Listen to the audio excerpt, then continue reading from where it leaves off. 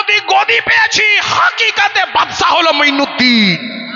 মানে মামলা খাজা গরিব নওয়াজের ওপরে হয়নি, আজমিরে হয়নি, গরিব নওয়াজের কাছে মুসলমানের মামলা চলে গেছে। গরিব নওয়াজের কাছে মুসলমানের মামলা পৌঁছেছে। আর এতদিন অযোধ্যায় মামলা পড়েছিল, আরেকবার শুনুন, রায় হয়েছে, শুনেছেন তো, সুপ্রিম কোর্ট রায় দিয়েছে ছোটখাটো। এটা কেন হলো? অযোধ্যায় মামলা হয়েছিল, এ বুঝলেন যত স্থানীয় ছোট কোর্ট ছিল বন্ধ হয়নি। যখন আপনার জ্ঞানবাপীতে মামলা হলো, ছোট কোর্ট বন্ধ হয়নি। যখন বুঝলেন আপনার সাম্ভালে মামলা হলো, ছোট কোর্ট 3 ঘন্টায় রেজাল্ট, তাড়াতাড়ি 3 ঘন্টায় ফাইসালা।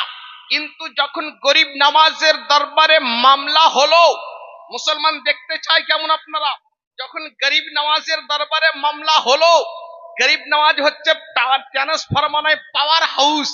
গরিব নওয়াজ বলছেন, বেটা চিন্তা করো না, আমার কাছে মামলা এসেছে তো আমি সঙ্গে সঙ্গে ছোট দরজাগুলো বন্ধ করে দিয়েছি। নারায়ে তাকবীর। হযরত খাজা হাসান সঞ্জারি আল আজমিরি, হযরত খাজা হাসান সঞ্জারি আল আজমিরি, নারায়ে তাকবীর। সম্ভালে কেস হয়েছিল, মামলা হয়েছিল, হাইকোর্ট বন্ধ হয়নি। বাবরিতে হামলা হয়েছিল, মামলা হয়েছিল, হাইকোর্ট বন্ধ হয়নি। বুঝলেন, সম্ভালে মামলা হয়েছিল, 3 ঘন্টায় 2 ঘন্টায় রেজাল্ট ক্লিয়ার। কিন্তু গরিব নওয়াজের দরবারে যখন মামলা হলো তো বলছে, আরে শুনো, এ তো সমস্ত কোর্টকে বন্ধ করে একটা দরজা খুলে দিলাম। বলছে, যখন আমি মঈনুদ্দিন এসেছিলাম একা, আর আমি কালমা পড়িয়েছি 90 লাখকে। 90 লাখকে। এই গরিব নওয়াজের আমি আপনাকে নিয়ে যাবো, আমি বক্তব্য বলবো আজকে কেন আমরা আজকে ভয় করবো না, তাই না? আমরা সব খাজার জোরে জোরে খাজার দিওয়ানা, আমরা ভয় করবো না। আচ্ছা দেখি ভয় করেন কিনা। আরে আমি তো মোদি গদি পেয়েছি, হাকিকাতে বাদশা হলো মঈনুদ্দিন, হাকিকাতে বাদশা মঈনুদ্দিন। মুসলমান ভয় করো না। আরে খাজা গরিব নওয়াজ রহমাতুল্লাহ তাআলা আলাইহি যে উটকে বসিয়েছে, তো পৃথ্বীরাজের বাদশা এ মঈনুদ্দিনের বাপের, এ নরেন্দ্র মোদীর বাপেরা, প্রধানমন্ত্রীর বাপেরা, এ বাদশার রাজ্যের দেশের প্রধানমন্ত্রী, তাদের আগেকার বাপেরা উটকে নড়াতে পারেনি। যত মঈনুদ্দিন বস করিয়েছিল তো উটকে উঠাতে পারেনি। এ হিন্দুস্তানে মুসলমানকে মঈনুদ্দিন বসিয়েছে, কেউ একে হটাতে পারবে না। মঈনুদ্দিন নারায়ে রিসালাত হযরত খাজা হাসান সঞ্জারি আল আজমিরি, নারায়ে তাকবীর। এ হিন্দুস্তান গরিব নওয়াজ, যতদিন গরিব নওয়াজ আজমিরি থাকবে হিন্দুস্তানে মুসলমান থাকবে। যতদিন মঈনুদ্দিন থাকবে নেতার গদি বাঁচবে। যতদিন মঈনুদ্দিন থাকবে ভারতবর্ষ সালামত থাকবে। কতদিন থাকবে? কতদিন থাকবে? এ মঈনুদ্দিন কিয়ামত হওয়ার আগে পর্যন্ত ভারতের সরজমিনে থাকবে, কেউ হটাতে পারবে না, ক্ষমতা নাই। একটা দরজা বন্ধ আছে, সেটা হলো সবকে বন্ধ করে দিল খাজা। তাহলে মুসলমান, কারণ এতক্ষণ পর্যন্ত তো ট্রান্সফরমে হাত মারছিল, এবার পাওয়ার হাউসে মেরেছে। পাওয়ার হাউস বন্ধ হয়ে গেলে এলাকা বন্ধ, এলাকা বরবাদ। আর ট্রান্সমিটার বন্ধ হলে গ্রাম বন্ধ থাকবে।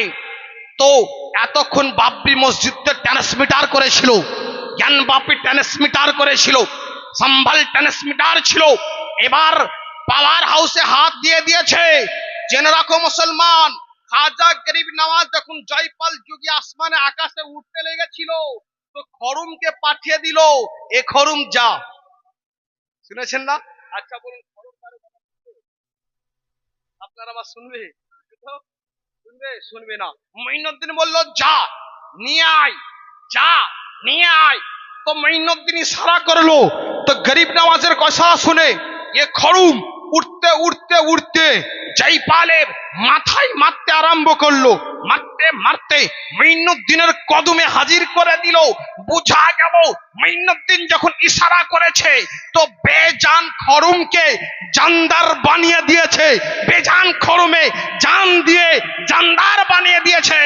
এ ভারতের গদিওয়ালা শুনে রাখো, তোমরা জানদার যদি আজমিরের দিকে নজর ডালো, মঈনুদ্দিন ইশারা করলে মুর্দা বানিয়ে দিয়ে দিবে। এ মঈনুদ্দিন আজমিরি গরিব নওয়াজ, এ আমরা মঈনুদ্দিনের দিওয়ানা। জোরে বলো সুবহানাল্লাহ। যে পুরো আনা সাগরের পানিটা লোটার মধ্যে পৌঁছে গেল।